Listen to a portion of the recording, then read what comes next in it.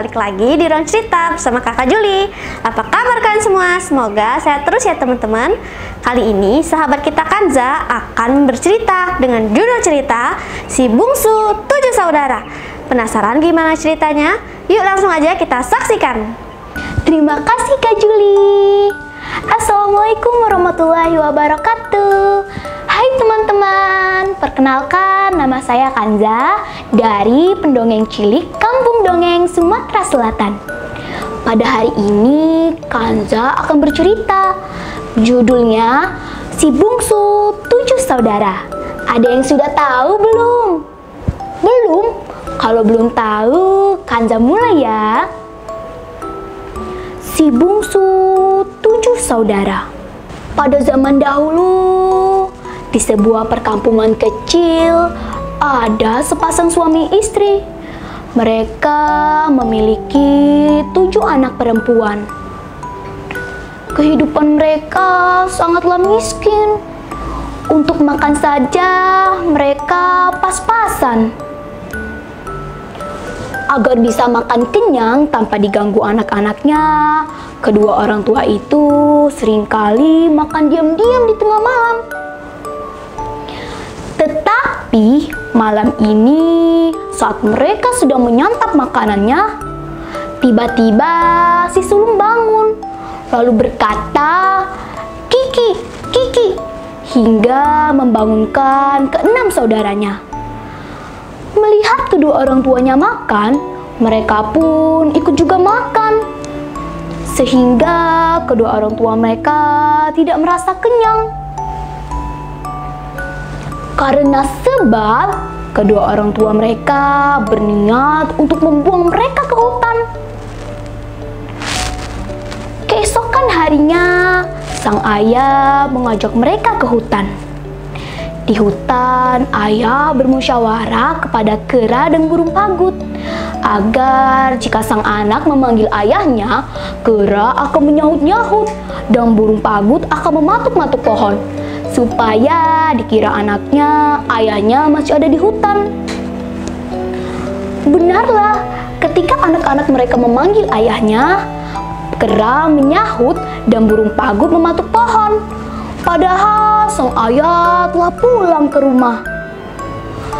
Tetapi karena kesal dan sebal, ketika anak-anak itu kembali memanggil ayahnya, kera dan burung pagut malah diam.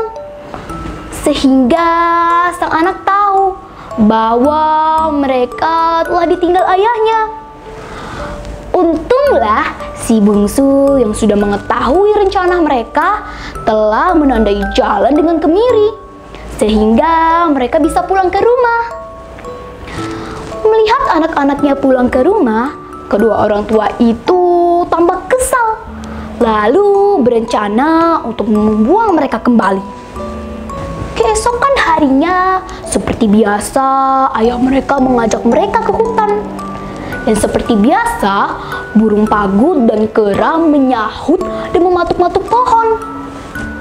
Tetapi karena kesal dan lelah, mereka diam. Sehingga sang anak tahu bahwa mereka telah ditinggal kembali oleh sang ayah. Untunglah si bungsu telah menandai jalan dengan biji jagung. Tetapi ternyata biji jagung itu telah dimakan oleh kawanan burung, sehingga mereka bertujuh tersesat. Mereka pun memutuskan untuk menyusuri hutan tersebut. Di tengah jalan, mereka membuat sebuah gubuk sederhana yang ditempati oleh 2 raksasa suami dan istri. Mereka berencana untuk menaklukkan raksasa tersebut. Tapi bagaimana caranya ya? Untung saja si bungsu mengetahui caranya. Dia memanggil kolang-kaling lalu menggosok-gosokkannya ke sungai, sehingga tubuh raksasa tersebut menjadi gatal, lalu naik ke gubuk. Ketika raksasa itu menghentakkan kaki besarnya, boom! Gubuk itu roboh karena tali pengikatnya sudah dilepas. Lalu raksasa itu terjatuh ke api unggun yang sangat besar hingga tewas. Konon mereka membuat 7 gubuk lainnya. Mereka menanami padi dan bunga-bunga yang sangat harum. Karena wanginya yang harum, burung kenui seringkali bernyanyi ingin menetas dan bertelur di bunga milik mereka. 6 saudara si bungsu tidak mengizinkan si burung kenui untuk bertelur di bunga milik mereka. Tapi si bungsu yang memiliki rasa kasih sayang mengizinkan burung kenui untuk bertelur di bunga miliknya. Setelah telur itu menetas, burung kenui pergi jauh dan tak pernah kembali lagi. Pada waktu itu, ketika 6 saudara si bungsu pergi ke ladang, si bungsu merasa heran. Kenapa seperti ada yang memasak nasi ya di rumahku? Si bungsu pun mengintip. Ternyata ada laki-laki tampan yang sedang menanak nasi untuknya. Lelaki itu keluar dari telur burung kenui. Mereka pun saling menyukai dan menikah. Karena iri, ke-6 saudara si bungsu merencanakan untuk membuang si bungsu. Dengan cara mereka mendorong si bungsu ke sungai hingga terhanyut. Konon si bungsu ditelan oleh ikan yang besar. Karena ikan itu memakan manusia, ikan itu cepat lelah, lalu menepi di pinggir sungai. Pada waktu itu, ada seorang nenek yang sedang mencuci baju. Ia melihat ikan itu, lalu berniat untuk menggorengnya. Tetapi, pisau atau golok tidak melukai ikan itu. Karena kesal, nenek itu pun beristirahat. Tiba-tiba, ada burung yang menyanyi. Bolidang, bolidani, pabeli iwa bala. Bolidang, bolidani, pabeli iwa bala. Si nenek tertegun mencari tahu apa maksud nyanyian si burung. Setelah sekian lama, akhirnya nenek tahu bahwa ikan itu dapat dipotong hanya dengan daun belidang. Benarlah, ikan itu dapat dipotong. Tetapi alangkah terkejutnya si nenek. Yang keluar dari ikan itu adalah seorang gadis cantik dan masih hidup. Ia adalah si bungsu. Si nenek mendengarkan keluh kesah si bungsu dengan penuh haru. Lalu mengangkat si bungsu sebagai anaknya. Di tempat lain, suami si bungsu berhari-hari sampai berbulan-bulan terus mencari si bungsu. Saat di tengah perjalanannya, ia melihat gubuk si nenek, lalu beristirahat sebentar dan menceritakan keluh kesahnya kepada si nenek. Setelah itu, si bungsu yang ada di dalam rumah terharu akan kesetiaan suaminya. Kemudian, suami si bungsu izin pulang dari rumah si nenek. Tetapi, belum 5 langkah, si nenek kembali menyahut. Aku ada seorang putri di dalam rumah. Coba kau lihat, mungkin ia mirip dengan istrimu, kata si nenek. Dan terkejutnya suami si bungsu. Yang keluar dari rumah adalah si bungsu.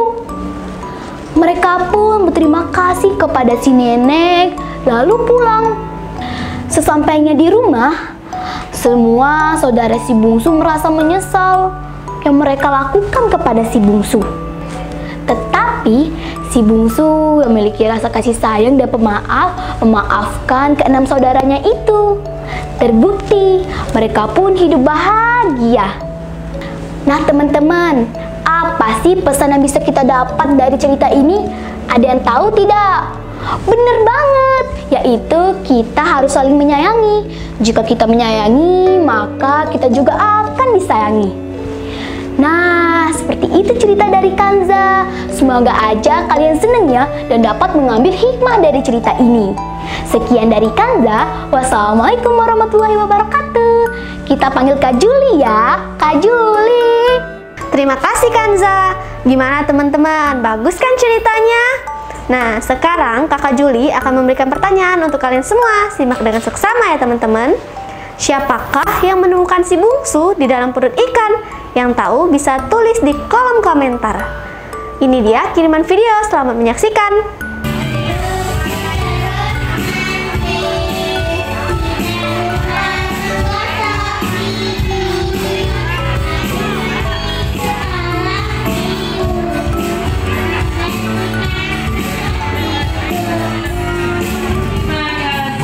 Bagi teman-teman di rumah yang ingin unjuk bakat atau kirim-kirim salam, bisa banget kok. Caranya, kirimkan video kalian ke nomor di bawah ini ya teman-teman.